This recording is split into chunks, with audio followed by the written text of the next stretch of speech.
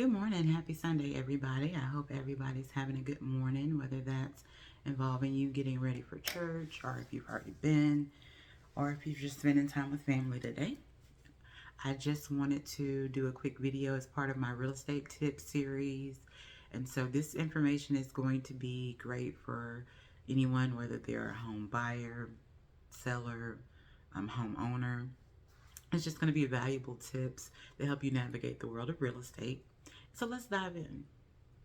Now, my first tip is going to be for I'm going to start my tips directed towards home buyers. And my first tip for home buyers is going to be just based on a question that I'm sure a lot of realtors are getting right now because of the market and the news that you're hearing, whether that's via, market updates or from the television about the real estate situation right now.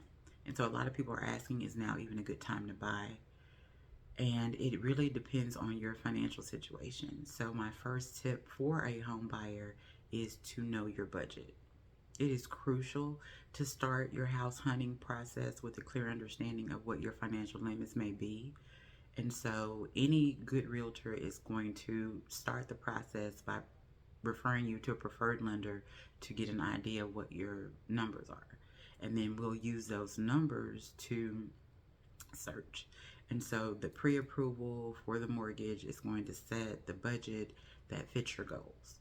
And so that's why that is the first and probably the most important tip for a home buyer. My next tip is going to be in relation to location because it does matter. You want to think about location when you're choosing your dream home. Consider the neighborhood. Is it safe? How close is that neighborhood to schools for people who have children? What amenities do you have? And then your workplace. A lot of us are fortunate enough to work from home. Some of us are not.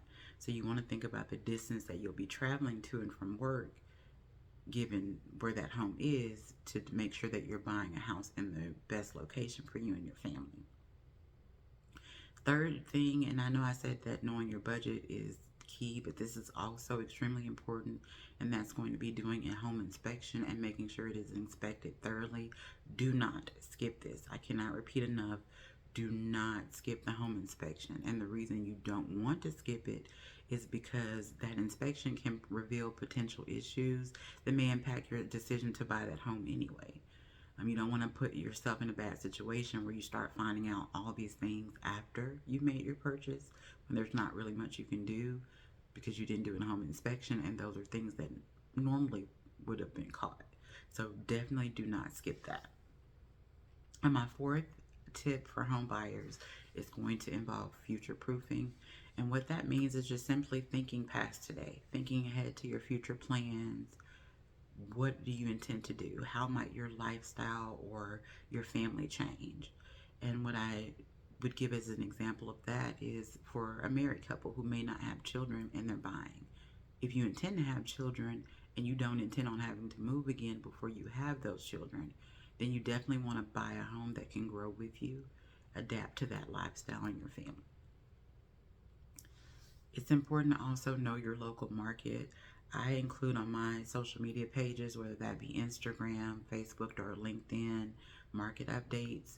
Those numbers are key because it gives you an idea of what's out there, what the median prices are going for, how long it's taking for these homes to sell, especially if you're buying and you want to know the inventory. So it's important to know those numbers. You want to stay informed about any trends and prices in your area or the area that you're interested in to make a wise investment. My sixth tip and final tip for home buyers is going to be negotiating smartly. It's not bad to negotiate at all. That's part of the buying and selling process. But you want to be assertive and prioritize what truly matters to you during this negotiation process. You don't want to negotiate on a lot of frivolous things and miss out on being able to put that negotiating power behind what's important.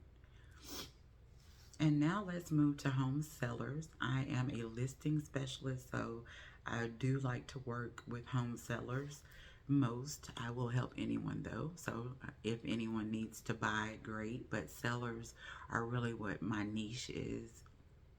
And so my first tip for home sellers is going to be in regards to curb appeal, and you want to enhance it. First impressions count, everybody knows that. So to boost your home's curb appeal, you may want to do things like make sure the lawn is well maintained, put on some fresh paint, tidy up the exterior. It does not have to cost a lot of money to enhance your curb appeal. And my second tip would be to declutter and depersonalize the space. And this is going to help the buyers envision themselves in the space. So declutter and remove any personal items that would prevent them from being able to paint that picture of their family living in the home just because they're seeing so many of your family's things. You don't have to get rid of everything, but just again, make sure that if you were a buyer walking through this home, you have made it where they are able to envision themselves there and not see how you live. Next tip is going to be to highlight the unique features of your home. It may have been something that drew you to the home in the first place. It may have been something that you've done since you moved in that you think would really stand out to a buyer. So you want to showcase the best selling points of your home.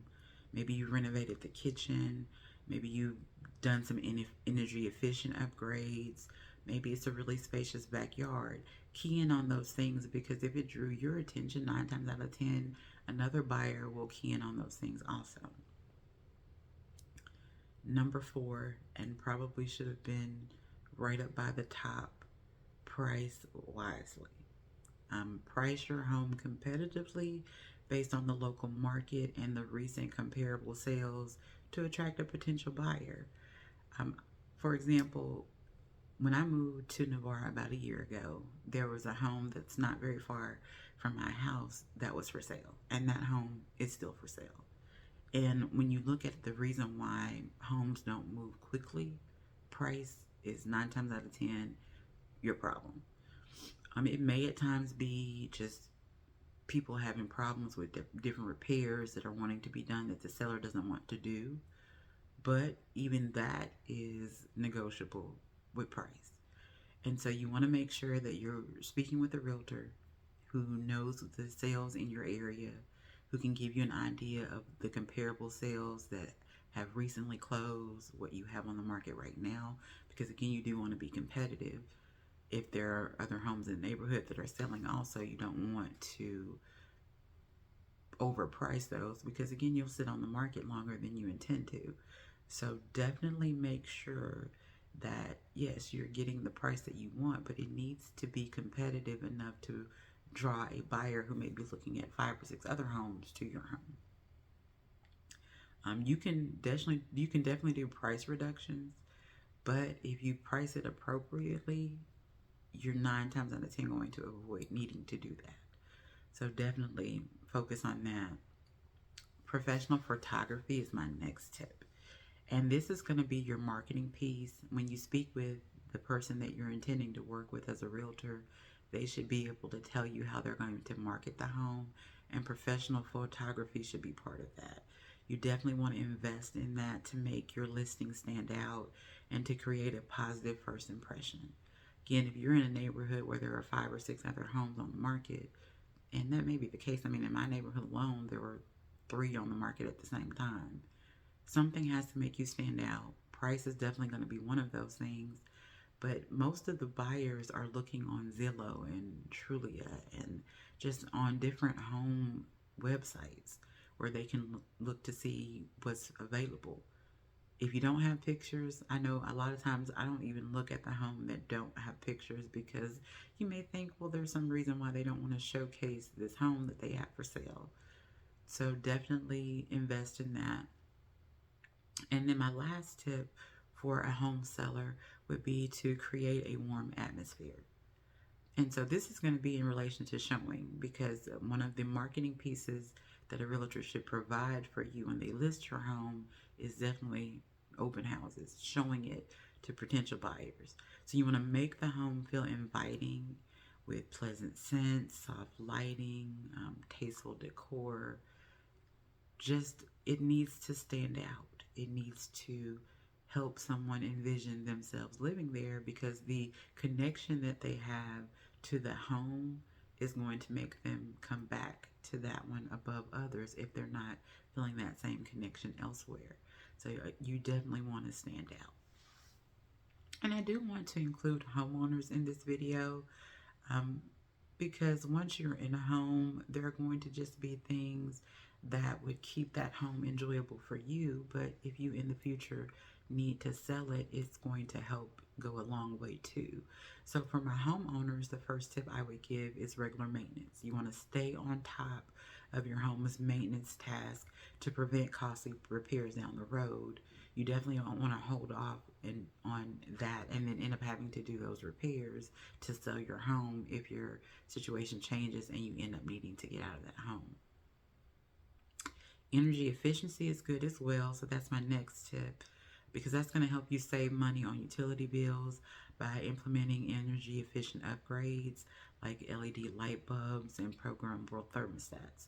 So any budget saving measure right now, with the cost of everything being what it is going to be helpful. So that's definitely something I would keep in mind if it's feasible for you. My third tip for a homeowner is safety first. You want to make sure you have working smoke detectors installed. Carbon monoxide detectors are important too. You want to have security systems to help keep you and your home and your family safe. That may be more important to some in certain areas than others. But I do keep a home security system, and it's not because I think my neighborhood is bad. It just helps me monitor my space, and it makes me feel safe. I have cameras on the outside of the home, the Ring doorbell. Just, it is safety. It doesn't mean that you think something's going to happen, but it's better to be safe than sorry. The fourth tip that I would have for a homeowner is to build an emergency fund. You want to set aside funds for the unexpected, home repair, or natural disaster, because you never know when or if something might happen and you don't want to be caught off guard and put in a bad situation. So save what you can for an emergency fund for those type of situations. Next tip is to stay organized, and that is not easy even for me. But you want to keep important documents, warranties, insurance policies, and renovation records well organized. Because if you do decide to sell the home, then you want to be able to provide that information, because it's going to, again, help you stand out. I do want to, since I'm bringing up warranties in this particular tip, talk about a type of warranty that is going to be good for a home seller to attract a buyer, and that is a home warranty. So if you have one, just make sure to keep any documentation of repairs that you have done through that home warranty, so that when you get ready to sell the home, you have proof that everything's been well maintained. That does make a difference to a buyer, knowing that they have a remedy, even if you're going to offer the home warranty to them as part of the sale, so that if something is not caught, some mechanical failure is not caught during the inspection, they do have an avenue of getting those things taken care of, because they've just, spent a lot of money buying a home, to know that they don't have to worry about putting out that additional expense for possible repairs for the first year that they're in the home can be a real tipping point for someone purchasing your home over purchasing someone else's. But back to my homeowner tips. My last tip is going to be connecting with the community. You want to get involved in local events and activities to build a sense of belonging in your neighborhood. It is important to all of us to belong, whether we admit it or not. A lot of us don't even know who our neighbors are that stay next door to us, let alone someone the next street over. And it can be a real eye-opening experience as you get to know people and engage with them, because you can make some really good friends and lasting relationships with the people that are closest to you in your neighborhood. Those people that you may just see in passing, but it's good to know them because they may watch your home while you're on vacation. They may ask you to do the same. It's just, building a good relationship. There's nothing that can be said bad about that. It goes a long way to making your home enjoyable. And so I hope that you found any of these real estate tips helpful.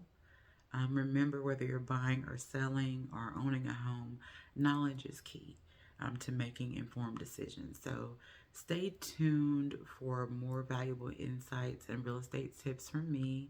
I am Christina Marie Johnson, a realtor with Caldwell Banker Realty in Navarre, Florida. I am your go-to realtor, whether you're selling or buying your home, or if you just simply have a real estate question. Please reach out to me. I am more than happy to guide you and assist you.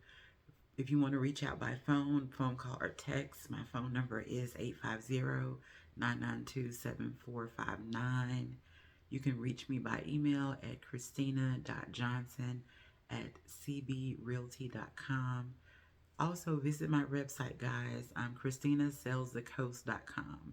You'll find a move meter, which would give you an idea of, if you're moving from Tennessee to Florida, for example, the difference in pricing. You'll find a CB home estimate also, which is a valuable tool. It's going to help you get an idea. Again, this is not an appraisal, so it's just simply an idea of what your home would be worth if you are considering selling. Again, I cannot stress enough that CB estimate is not an appraisal. I am not an appraiser. I'm also not a loan officer, so I can't really tell you about down payments that would be involved with a particular purchase. But again, that is why when I was speaking of my home buyer tips, I started with saying we need to start with the lender. So anyone who reaches out to me and says, hey, I'm interested in buying a home in any area, that is going to be my first question. Have you already gotten a pre-approval? For anyone who has not, that is going to be my first direction. And then we can go from there with figuring out what's going to work best for you. So I hope, again, you got anything from these tips, whether you're selling, buying, or owning currently. And stay tuned for future videos. Hope you all have a great day.